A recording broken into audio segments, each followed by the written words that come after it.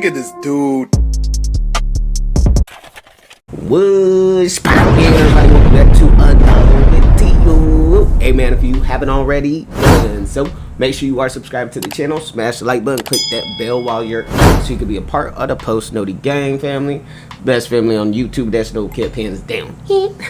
Hey man, we are here for another Ray William Johnson video. He's faking his cancer.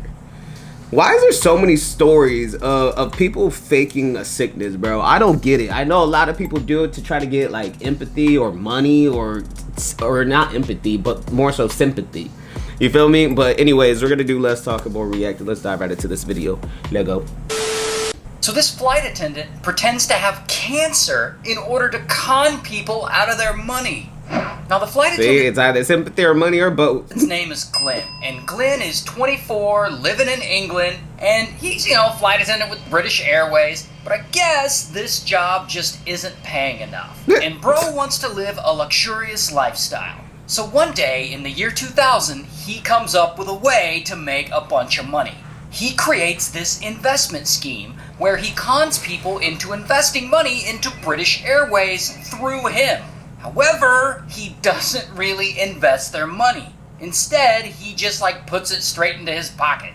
And he cons a bunch of people he knows this way, and he makes a ton of money. And he spends it, mostly on traveling around. Like, he takes his friends on nice vacations. He goes to the Bahamas. He goes to Puerto... Man, look, if you know you're doing all of this, you know it's going to catch up to you. You might as well, find a country that you didn't, let's say if you're from England, you're not going to go back to England. At that point, shit, come to the U.S., bruh. Portugal. He goes to Paris a bunch of times. Now, that's great for him and all, but when you con people into investing their money, eventually they're going to want a return on that investment, and they're going to come asking you about it. And Glenn obviously isn't going to have that money because he spent it all. So when those people start calling, he's got to come up with a new plan. And this time, he plans to pretend that he suddenly has a severe brain tumor and that he's dying.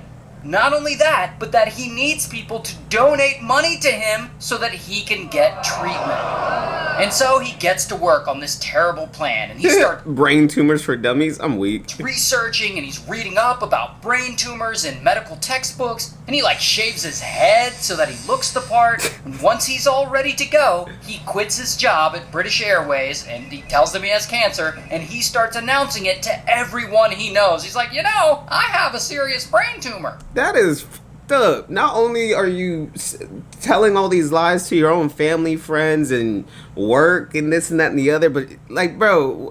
And not just that, he pretends he's having seizures, and he puts fake blood on himself sometimes to really sell. I mean, look, he went all the way through his plan, bro. He tried his best. All the idea that he's sick. And of course, his friends and family, they're all devastated. And they're not just gonna let him suffer with no treatment. So they start donating all this money to him. And he even... Scamming your own people. Shaking my head. Goes as far as to start doing raffles and fundraising events so that he can raise even more money for his fake tumor. Now, what is this con man doing with all this money? Same thing he was doing before. Stupid, bro. You're not even man, people could be so dumb with their money, and it's not even his money. But bro, he's spending it on himself. He's taking a bunch of nice vacations to a bunch of places where he's pretending to get treatment. So I guess he's I gotta go get cancer treatment on the beach in the Bahamas. And I guess people believe him. And so he's traveling at this point, I want to see doctor notes. You feel me? Around to Florida and Denver and Las Vegas and Australia, and he's having a great time. Not only that, he's so arrogant about all this that he's even taking friends with him on these trips, but he's such a con man that they don't even know that he's not really there getting treatment. Like I said, I'm going to need some sort of proof that you got cancer. If you're doing all of this, for one, what's going to be very alarming is all the traveling you're doing and you're sick. All the traveling that you're having to do, but you're sick. And you're raising money because you need it, but you're taking all these flights. Okay. So, over the next 14 months, he takes 11 vacations, which is almost one big vacation a month. And he's like also setting up businesses on the side, including a hair salon and some kind of business. So he did do a little bit of investing with that money while he is splurging as well at the same time. That gives out loans. But then, at one point in 2001, this con starts to fall apart. Because he's trying to set up one of these fundraising events for himself at this social club. And so he's at this social club and he's telling the staff this sob story about his medical condition. And he's talking and he mentions that he had 2 chemotherapy sessions in one day. Which anyone familiar with chemo knows that that's just not a thing. And he read up on it, did his research, he should have been known. Because a treatment, it weakens your body extremely, so... Some people on this staff, they start thinking, oh, I think this guy might be full of shit. And so they start looking into his credentials, and he had apparently given them a letter from a doctor proving that he has brain cancer, but of course this letter is actually fake, and the doctor doesn't exist. While one of the other people he's trying to talk to about this event is a woman who he wants to host it for him. And he's telling her his sob story, and for some stupid reason, he ends up telling her this weird lie that British Airways has a jet on 24-hour standby for me to fly to get experimental treatment whenever I need it. Now, along with working at the social club, this woman also happens to work for British Airways. Ooh, and she's what a coincidence, small world. like, yeah, that sounds like a bunch of bullshit. And so this woman goes to her bosses at the social club and she tells them that Glenn is a fraud and that this is all a scam. And so they call the police and the next day, bam, Glenn gets arrested. Dang. So they took it serious, off her word. They didn't take the time to go ask him if he's lying about it, etc., etc. Literally, dude took girl's word for it and... sent to prison, and now we'll never hear from him again, and he'll never commit another crime. He's spending life in prison. Well, I hope you had all those vacations. Hopefully you got a lot of memories of them, because... ever again. That's crazy. Until... No. Let me guess, he died? He got killed? This all gets much worse. Because after a few years in prison, he finally gets out. And why did Ray make it sound like they sent him away for a long time, where he is never gonna, like, thinking like life in prison? It's now 2006, and he's probably like 30 years old at this point. And Glenn is having money problems again. And so he gets on the internet and he starts cruising through gay chat dating websites. He's looking for someone to con. And he's gay, by the way. Oh, well, I was about to say, like, why would you do that? You're going to have to do the most if you commit being gay, but if he's already gay, then that's a whole different ballgame, but... Eventually, he meets this guy, who we'll call McDonald. And Glenn and McDonald, they start chatting, and they hit it off, and McDonald thinks he is fine, and they start planning to meet up. Here's the thing about McDonald, though.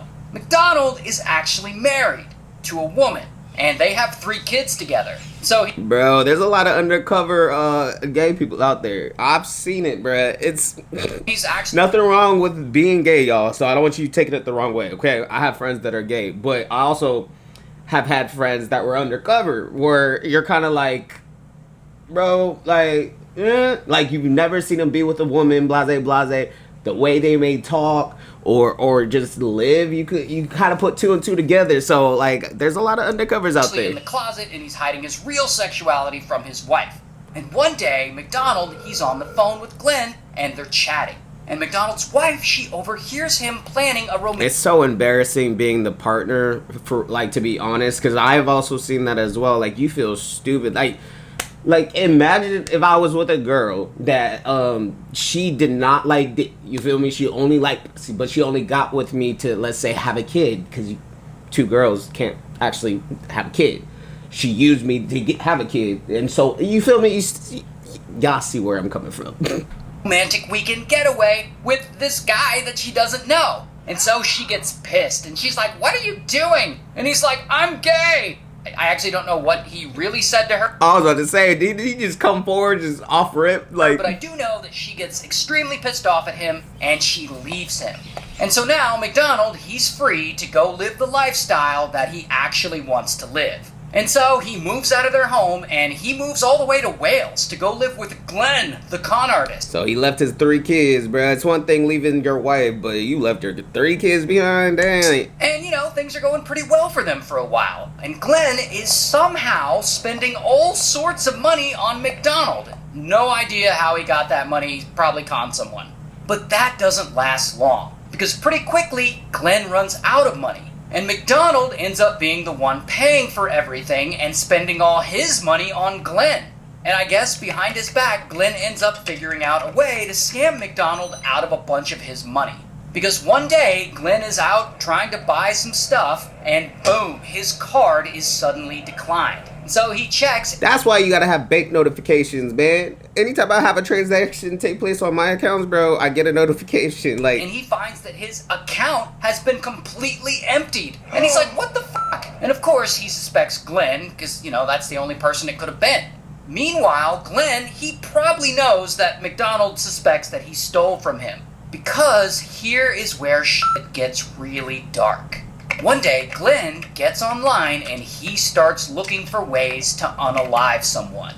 And eventually, he comes up with a plan to unalive McDonald.